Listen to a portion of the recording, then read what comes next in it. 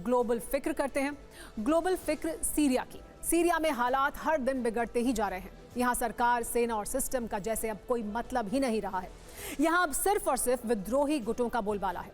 Syria में नया development यह है कि वहां विद्रोही गुटों ने अलेप्पो के बाद एक और बड़े शहर हामा पर कब्जा कर लिया है। वो कुछ ही घंटों में होम्स शहर भी पहुंच सकते हैं।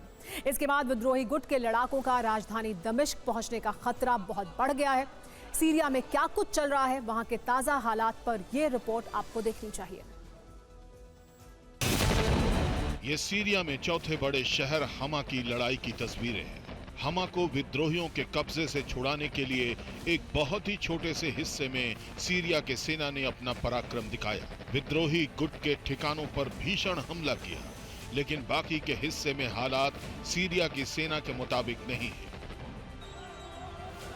हमा से बड़ी खबर यह है कि 72 घंटों की जंग के बाद वहां विद्रोही गुट हयात तहरीर अल शाम के लड़ाकों का कब्जा हो चुका है। वहां घुसने के बाद लड़ाकों ने जश्न मनाया।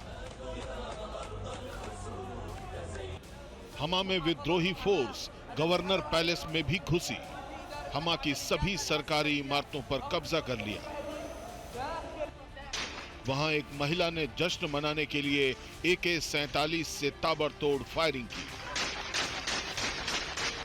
यहां विद्रोही गुटों का ऐसा आतंक है कि सीरिया की सेना भी खौफ खा गई। सीरियाई सैनिक हमा बेस छोड़कर भाग गए। वहां अब विद्रोहियों के कब्जे में रूस और सीरिया के कई विमान हैं। हमा पर कब्जे के दौरान खबर यह भी आई कि वहां सीरिया के कई सैनिक मारे गए हैं। हमा पर नियंत्रण के बाद विद्रोही गुट के लड़ाके सीरिया के तीसरे सबसे बड़े शहर होम्स की ओर 10 मील आगे बढ़ चुके हैं। अल रस्तान तक विद्रोहियों के आने का दावा किया गया है।